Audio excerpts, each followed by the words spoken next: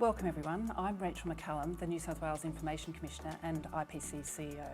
I'm also a member of the board of the New South Wales State Records Authority.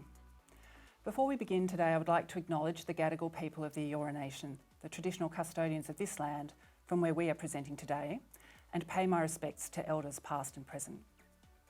I also extend my respect to the traditional custodians of the lands from where you are watching this panel.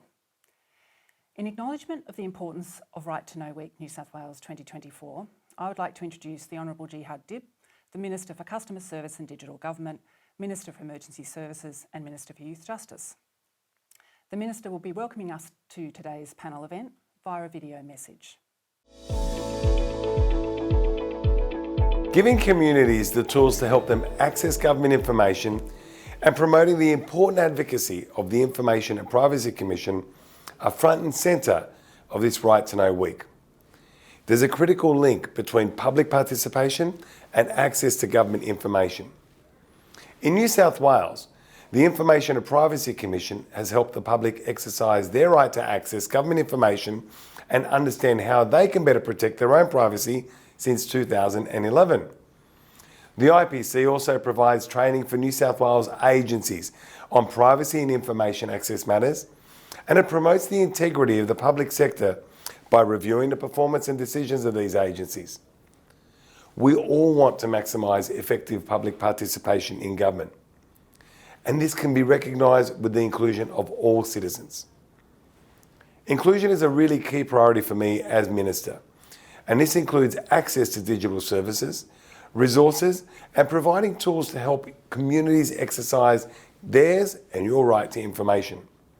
I'm really proud to say that the New South Wales Government is developing a digital inclusion strategy so everyone can access the digital services and resources available to them, no matter who they are, where they live, their socio-economic status, race or gender identity. The IPC has also translated resources and Information Hub web pages into more than 10 languages to support people whose first language is not English. Transparency is key, but to achieve this goal, everyone must know their rights. I thank and commend the IPC on its digital inclusion in this space, which supports the rights of New South Wales culturally and linguistically diverse communities. As we move forward and close the digital divide, we need expert insights and experiences on how we improve access to information. And I can't think of a better panel of guests to share their advice and help us all build public participation in government. Thank you to the Minister for his support of this important campaign and of our panel event today. This week we celebrate Right to Know Week New South Wales 2024 and the International Day for Universal Access to Information. Right to Know Week in particular supports New South Wales public sector agencies explore opportunities to provide access to more government information, as well as to better understand their obligations. It also seeks to raise the public's awareness about their rights for accessing New South Wales government-held information. This year we celebrate Right to Know Week from the 23rd of September to the 29th of September 2024 and explore the theme Mainstreaming Access to Information and Participation in the New South Wales Public Sector. Our theme comes from the International Day for Universal Access to Information. This year's global conference around this UNESCO event is being held in Ghana on the 28th of September. Here in New South Wales, our panel today is discussing transparency and empowering public participation. Our discussion will pick up on the UN theme by exploring the intersection between public participation and agency transparency around new technologies, such as AI and automated decision-making. Our discussion will also cover some issues around the governance of records in this technology context and approaches agencies can take to being more robust around their own proactive release programs. For the New South Wales public sector, the GIPA Act already provides tools that can support proactive release of information and mandate transparency. These can be considered by agencies while governments, civil society and industry all give further consideration to future regulatory and policy changes for AI or ADM. As you would know, under the New South Wales GIPA Act, agencies include state government departments, local councils, public universities, ministers' offices and state-owned corporations. Reflecting on this year's theme, it's important to keep reminding ourselves about the critical link between public participation and access to government information. Transparency is a core pillar for supporting public participation in policy development and, more broadly, the operations of our public institutions. Mandated openness under legislation is one reason the GIPA Act is a world-leading example of how to mainstream transparency in the public sector. Rights to access government information without necessarily having to ask for it first can create more opportunities for public participation. And successful public participation can help create more responsive and effective policies and increase trust between community and public institutions. Under the New South Wales GIPA Act, agencies already have a specific obligation to tell the public in a published agency information guide what arrangements exist to enable them to participate in the formulation of an agency's policies and the exercise of its functions. For Right to Know Week 2024, therefore, the IPC is calling on agencies to revise their information guides to include more information about their use of AI and automated decision making. The call to revise agency information guides reflects that the public's right to access information improves public participation through several fundamental ways: inclusiveness, deliberation, collaboration, and empowerment. The proactive release of government information by New South Wales public sector agencies also, in alignment with the object of the GIPA Act, supports a system of democratic government that is open, accountable, fair and effective. In particular, authorised proactive release under the GIPA Act supports effective public participation in government processes and decision-making by making information about the design and delivery of government services accessible and by promoting government accountability. Proactive release creates a better informed community through raising public awareness of government's strategic intentions and initiatives. New South Wales agencies also have a legislated annual obligation to review and report on their proactive release program. This year, reflecting on the theme of the International Day, the IPC is emphasising to agencies that to have an authentic and robust program, they should consider more actively engaging executives and stakeholders to establish release priorities, including through community surveys, workshops and consultation processes. Also, to support agencies undertake proactive release, the IPC has this year made amendments to the online reporting tool, which the IPC makes available for agencies to meet their obligations. The GIPA tool now includes additional questions about the annual reviews of agency proactive release programs to better understand and report on agencies' use of this important pathway. Moving to the particular focus of our panel today, we are all aware of how artificial intelligence and automated decision making are transforming various sectors, including the public sector in New South Wales. As I mentioned earlier, during Right to Know Week, the IPC is encouraging agencies to get even more proactive about transparency to ensure new technologies such as AI help, not hinder, public participation. When adopting new technologies, public institutions also need to give careful thought to their record keeping and to the preservation of information access rights.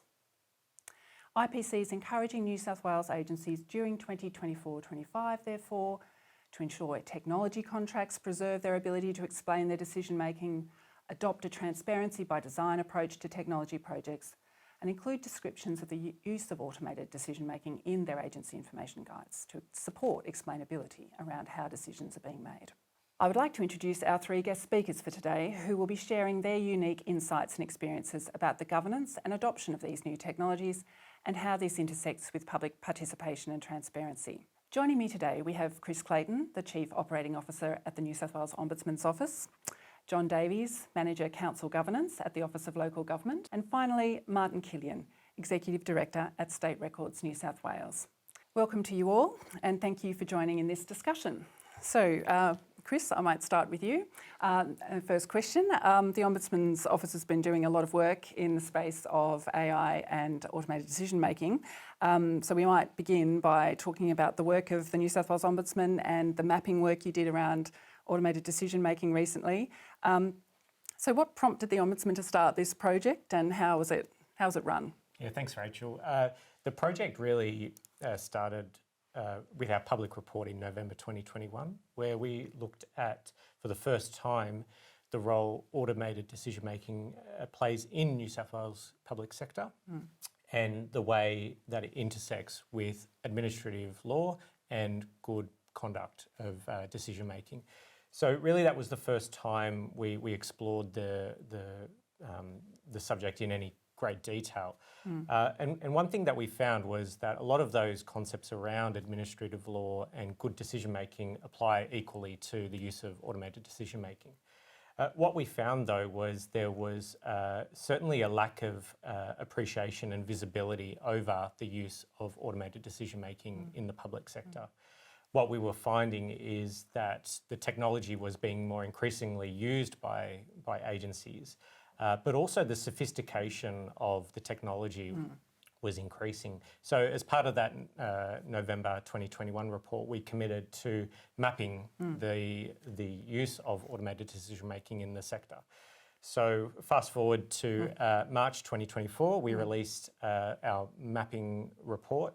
That was an immense piece of work with the important help of all agencies in the sector, including state sector agencies and local councils.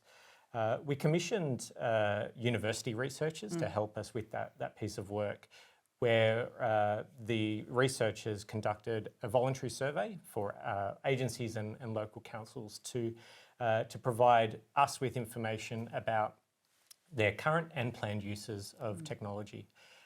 All up, the researchers found that there was around 275 uses of automated decision making in the public sector, 198 in state sector and 77 in local councils. So certainly quite a large number of ADM systems in use. And in that report, final report, there was a lot of references to the concept of transparency and how important that was in relation to the use, which seems pretty widespread already, of these sorts of technologies.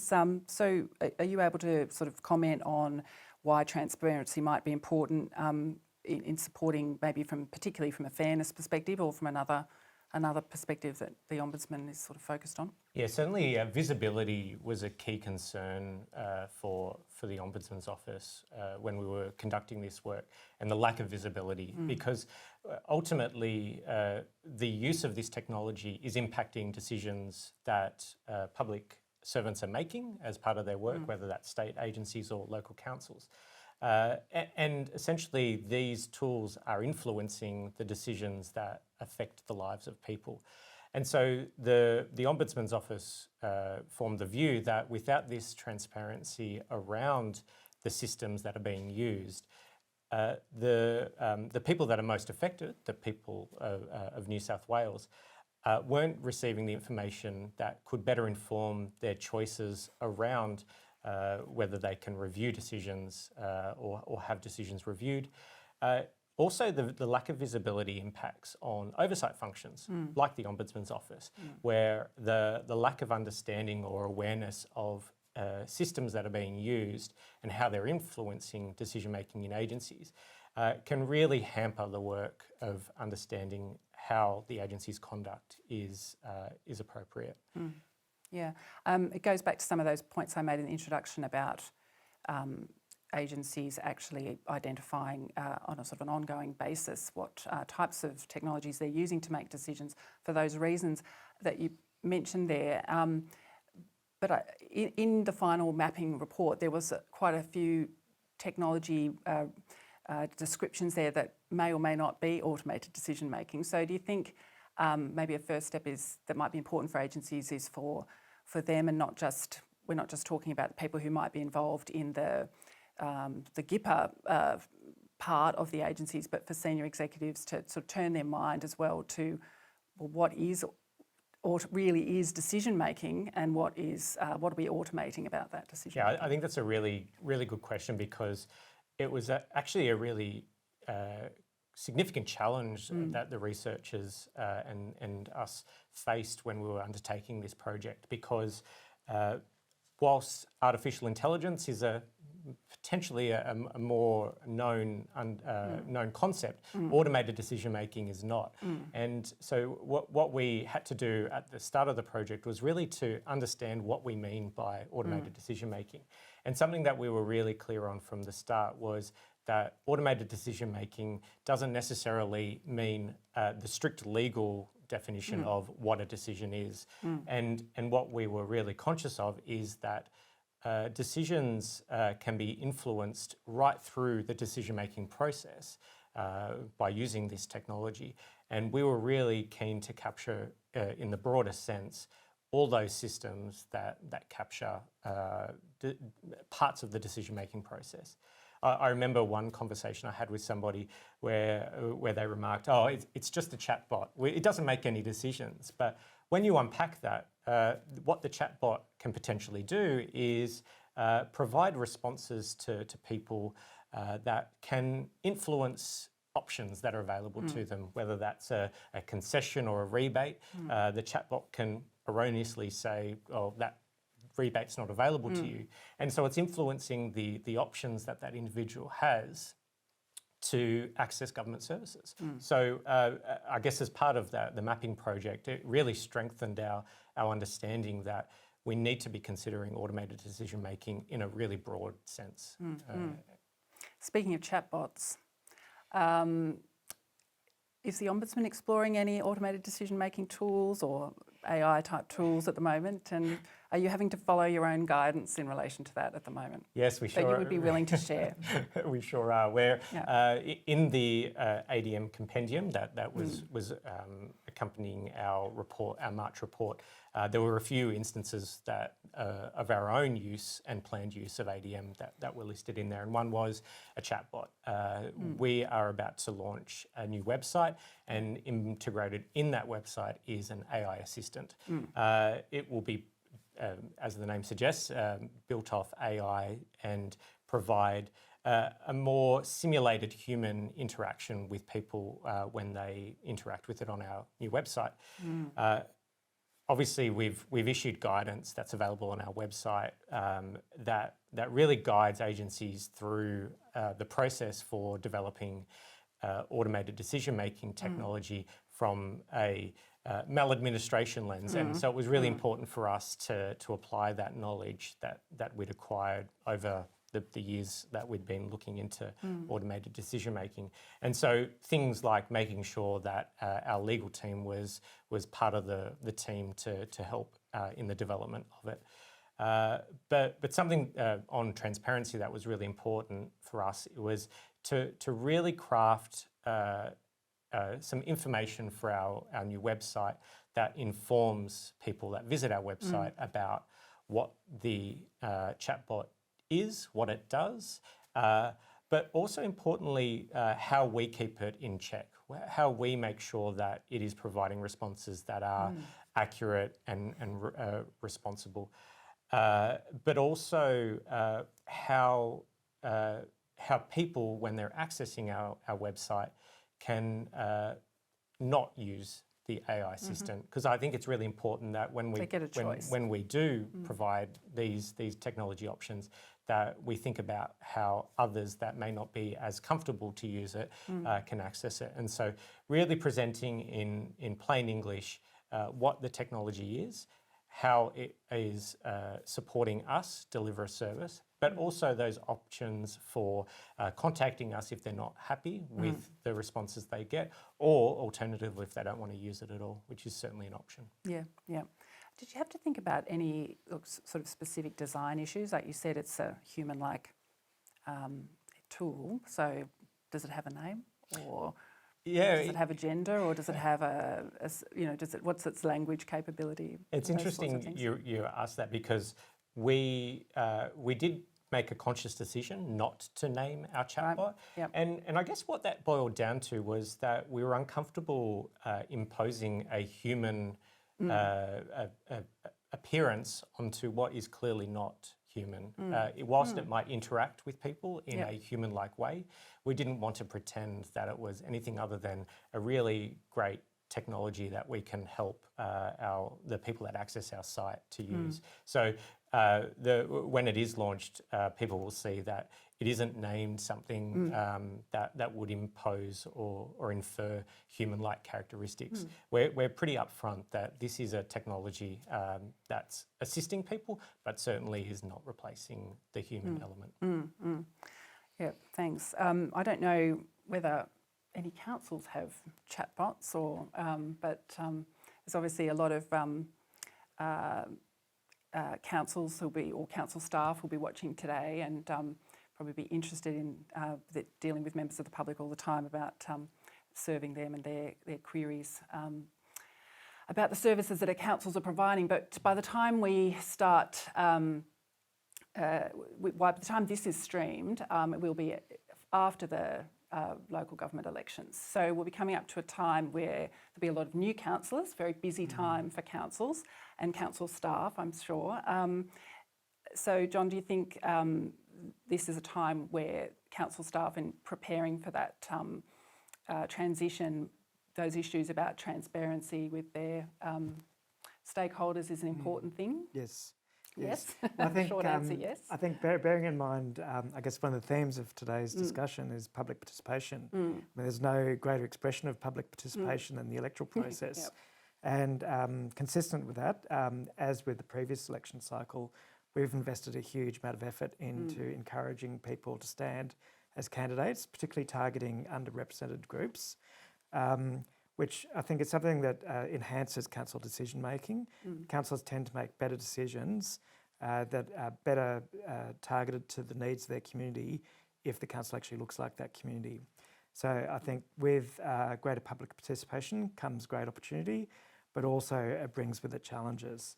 So I think two of the challenges are, firstly, that we have potentially a cohort of people coming into local government who have had no previous government experience and therefore haven't been exposed to the the norms of government, including those that are designed to ensure transparency and accountability, such as what we see through GIPA and State Records Act requirements.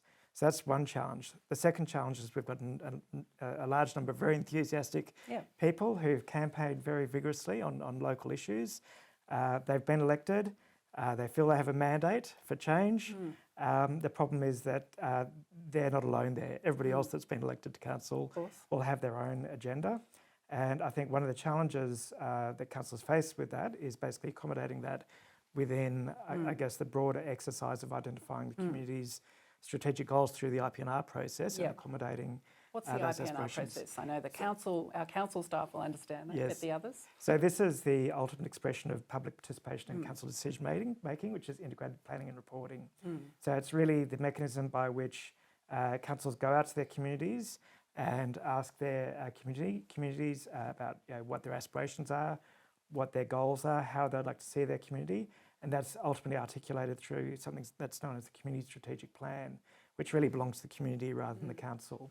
Councils take that and they translate that into a 4-year delivery program, which are all the things they're going to do across the term of the council to meet those community aspirations and goals.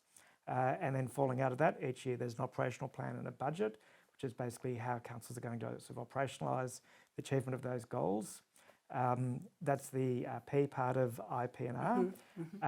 The R part of it is a reporting element, and that's where the accountability comes in. So councils are required to report annually on what they've done within that year to implement the goals identified by the community. And then at the end of the term, after the election, they're required to table what's known as the State of Our City report or the State of Our Shire report. And that's really the council's report back to its community on what it's done over the last term to achieve those community goals that the community itself has identified through the community strategic plan process. So council staff will be, as I said, maybe, or even now probably, but when we're streaming this, we'll be busily getting ready for those new councillors and their programs that they want to put in place for the local communities. And they'll be having an induction program, I presume, of some kind. Correct. And would that be a chance to talk about transparency and obviously the IPNR responsibilities of councils, but that from our IPC perspective, also the GIPA Act responsibilities of councils? Yes, it is.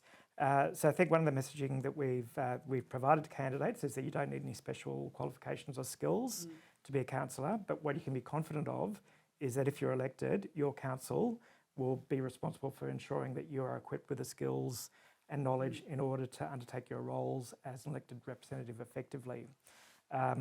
So to give effect to that, the regulation requires general managers of councils to roll out an induction program within 6 months of each election to new and returning councillors.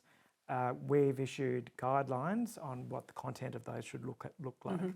So basically there's sort of induction in terms of what your role is as a councillor, together with what your governance obligations are in terms of, I guess, open access information, record keeping, but also what your role is as a councillor within the IPNR process and how you can utilise that process to achieve outcomes for your community. And within councils, the staff have different roles. There might be IPNR, people focusing on IPNR, people focusing on governance, and of course councils, vary in scale tremendously across the state. But do you think that there might be an opportunity with this focus on participation and transparency that we're trying to encourage here, that instead of the job of telling councillors, for example, about GIPA falling to the governance person, it might be and the open access and the participation goals of GIPA, it might be something that other staff in the councils might sort of take an interest in. Absolutely. I think particularly returning to IPNR, it's the ultimate expression of participatory decision making. And I think one of the components of the IPNR framework that councils are required to have is something that's known as the community engagement strategy. And what that is basically a document that basically informs how the council engages with its community. One of the challenges we've had in the past is that a lot of council decision making is kind of driven by some of the noisier voices in the community, with the result that some of the decision making is kind of distorted. And the power of a community engagement strategy, which kind of identifies targeted stakeholder groups, is it allows councils to target those people who don't normally have a voice. I think one of the other benefits is that when matters come before the council, for a council's decision, in theory, there should have been extensive community engagement in relation to those matters. There should have been submissions and feedback received and assessment of that. What that does is it gives the community confidence that its views have been heard and allows them to understand the decisions made by the council and why those decisions have been made. That's if community engagement is done effectively. And councils also have a few distinct obligations as well under GIPA 2 to release other types of information that's open access, and particularly say around the planning process as well. So they have some added obligations there that really are all about transparency and to an extent public participation as well in the planning process. Yeah, that's correct. So I think a lot of these kind of strategic exercises are subject to open access requirements. So all of this information should be available on councils' websites. Of course, open access information isn't the beginning and end of it. We always encourage councils to disclose as much information to their communities as they can. I think one of the particular challenges with councillors is often they see GIPA and records management as a staff responsibility. And I think one of the challenges that we in councils face through the council reduction program is to instil that understanding that it is actually councillors' responsibility. Anything that they produce in the course of their exercise of their activities is a state record and needs to be kept and is also potentially subject to GIPA. Yes, that's something that's embedded in some model policies that we've issued for councils in relation to activities that councils engage in. And speaking about councillors themselves, you have a discussion paper out, I believe, that is looking at focusing mainly on sort of councillor conduct issues, but as part of that, it does call out that one of the reasons that councillor conduct regulation is important, of course, is because of transparency and therefore accountability. So do you want to mention that bit of work? Yes, so the discussion paper has just been issued recently, basically seeking comment on proposed changes for the regulatory framework for councillor conduct. This has been a long vexed issue in local government. I think there's unique challenges in regulating the conduct of elected officials. We have a framework that's currently in place. Some might say that it hasn't really succeeded in achieving outcomes in terms of promoting better behaviours, but also ensuring that there are appropriate sanctions applied within a timely way. And what the discussion reflects is the Minister's desire to revisit that framework. He would like to see a less regulatory approach in terms of the regulation of councillor conduct, But a key focus also is about enhancing transparency. So I think an area of particular concern for the Minister is around meetings, and in particular pre-meeting briefings. Currently, many councils hold briefings for their councillors prior to meetings in the absence of the public for the purposes of informing them on the matters that they're required to make decisions on. I think that's a really important priority, is ensuring that councillors understand what they're making decisions on. Unfortunately, that's worked a little bit too successfully, with the result that when councillors meet as a governing body in the presence of the public, they already know everything that they need to know. There's minimal debate, and decisions are being made on these very critical community issues with minimal discussion, with the result that there's not that transparency. So I think what the Minister's very keen to see is some of those briefings being held in the presence of the public, so that the community can see what the inputs are into that decision making. Another area of focus also in that discussion paper is lobbying, because it's a routine, a normal part of any sort of democratic system of government. It's very important ensuring that, I guess councils are hearing the views of affected stakeholders, but equally there are huge corruption risks associated with that. And what we're currently working on is a set of guidelines that is designed to bring more transparency around that, recognising that lobbying is a legitimate part of government, but just recognising and addressing those corruption risks and promoting transparency. Thanks, yes. I noticed on the point where you were talking about the briefings that the staff were giving, I noticed in the paper it did call out that there was possibly still a case for briefings with the mayor between the GMs and the mayor. So it wasn't a one-size-fits-all proposal, it would seem. It sort of recognised there were different contexts where the circumstances might be changed. That's correct. The mayor's got a very different role under the Local Government Act to other councillors. They're the leader of the council and a spokesperson for the community.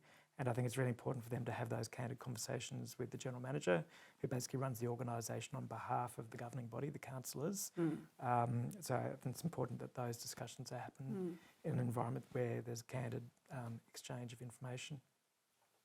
Well, speaking of a whole lot of new councillors embarking on a journey of record keeping that they may not have been on before, I might turn to Martyn here now, who's joined us from State Records. So Martyn, as the name implies, State Records is all about state records. So I wondered if you would like to just tell us, and hopefully some of the, maybe there will be new councillors watching this, might benefit from your sort of outlining what the work that you've been doing in relation to record keeping lately. Sure. Look, I think to start with, there's a couple of preliminary points to make, and that is around the size of the jurisdiction covered by the State Records Act. So very similar, if not identical, to the IPC. So it's not just state government, it's local government, universities, state-owned corporations, and so on. So quite a large sector to affect improvement in. And the other thing is the definition of record under the State Records Act. It's format neutral. So I think traditionally, perhaps people have a very traditional view of records and have a particular picture in their minds. And I think we need to do away with that because records are AI-generated decision-making. It's everything to do with council elections.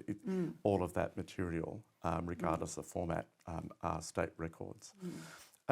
Given those two factors, of course, we've very much recognised that we're not alone in any of this, and that we should be really, to effect change, working with people and also embracing partnerships, so that we've relatively recently adopted a co-regulatory and collaborative framework for improving record keeping. So it's very much working with an agency or a local council where there has been some sort of record keeping failure and assisting them and being there to support that. But it's also working with other organisations and partners like Ombudsman's Office, IPC, and Office of Local Government as well. Because this is all about the outcome and making those improvements rather than sort of coming in heavy-handed when there's already been some sort of record-keeping failure. It's about looking forward and trying to make improvements.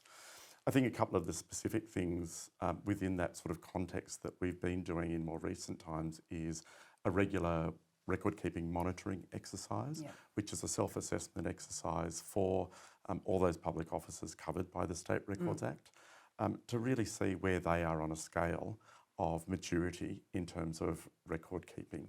So that has been done annually over the last few years, and we've seen incremental improvements in record keeping overall through that. I think the important thing to note about that is even when State Records doesn't have one of those record keeping monitoring exercises, it is a self-assessment tool. So at any time, an entity can make its own application of that tool to see where there may be deficiencies, where there may be areas where they're excelling. We've also just recently refreshed our e-learning modules as well to give them a very much a contemporary look and feel, as well as in content, of course. And those e-learning modules will be launched very, very soon, not only on our website, but we're also looking to agencies to, again, to partner with them to have those learning modules embedded in their L&D systems to make that more a part of BAU, I guess, when it comes to record keeping. And then there's been some sort of specific tailored assistance and communication that we've provided, such as advice to new councillors in relation to their record keeping obligations as well. I mean, in relation to our just early discussion about automated decision making and technology, etc. I mean, record keeping is at its heart recording decisions, I suppose. Do you see any alignment there between the sort of the record keeping obligations and the transparency requirements of the GIPA Act, and then linking that transparency goal to more broadly to public participation across absolutely. government? So I really see sort of our two legislative instruments working hand in glove in lots of ways, because while at the heart of the State Records Act is the creation of full and accurate records, as evidence of decision making, there is also a presumption that that material, those records, will be made publicly accessible at some stage, whether that is immediate through an early access provision imposed by a public office, or really what is now a 20-year open by default change, which was a change made to the State Records Act coming into force at the beginning of this year. So in lots of ways I sort of see the GIPA legislation dealing with the more current, I guess, issues, and then it's at that 20-year point of engagement where the two acts really start to interact a lot more in the vast majority of cases. And you have referred before to me about thinking about records as a sort of a form of evidence. So you've got that short term, just after they're created, but there's also that longer term issue that turns them potentially into archives. So Yes. what's the difference between the two, really, in terms of records that are here and now, and then potentially state archives? So it really comes down to the nature of the records and the business decision that they're documenting and evidencing in lots of cases. So the vast majority of records that are created need to be retained for business purposes, for evidence of that decision making that affects the public, affects stakeholders and government. But over time, of course, those records can also then be disposed of, and it's only a small proportion that become state archives and are kept then in perpetuity. I think the key thing around that is that while records are created for a particular purpose in the first instance, over time, the purpose that they're used for can very much change, and that can still be around that evidence and that accountability, but it may be perhaps a decision, a process that is different to what was intended when the records were first created. Are there any examples of that where you can think about historical examples where those records are being used for different reasons than perhaps the original record makers were intending? Yeah, absolutely. And I think this comes down to, a big proportion of this is citizens' rights and entitlements in lots of ways. So think about the Royal Commission into institutional response to sexual abuse in institutions, where institutions are now being called on to provide records that were never created with sort of a redress scheme or compensation scheme in mind, but merely as day-to-day administration. Just last week, the Commonwealth Government settled a case of stolen wages in the Northern Territory for First Nations people. And I dare say, very similar to what happened in New South Wales a couple of decades ago, those records of those agents responsible for matters to do with First Nations people in years gone by, recording certain things for certain purposes, will now be used for that compensatory redress kind of function. And very similarly, even in the health space, long-term illnesses that we're now seeing around things like asbestosis, mesothelioma, records now that are archives are being very much called on as that evidence of those past decisions which may have exposed someone to asbestos or some sort of carcinogenic chemical. Thanks. And so it does mean that really agencies are needing to think about, as they're creating lots of data, that sometime in the future it might be that it's needed for another purpose, but they should be thinking now that they shouldn't be just leaving it to AI maybe in the future to work out what that purpose is. But that no doubt will happen. But yes, but they need to have a quite a deliberate, considered approach to their record keeping now, and think about access to the information that they're creating potentially a long way down the track. Very much so. So it gets back to that format neutral argument to some extent, that records, data, information needs to be managed right throughout its active life, but also through its inactive life as well. Yeah. I mean, I'm sure there's the temptation just to put all of our data in a large and deep data lake, and let our successors manage that, work it out. That will just result in an enormous amount of material being retained that shouldn't be, and I'm thinking here particularly around personal information that shouldn't be retained for any length of time that it should be. And it also becomes incredibly unwieldy and costly of course, to manage as well. It does. Yeah. Well, thank you for that, and thank you all for joining today, and thanks to everyone for watching this panel.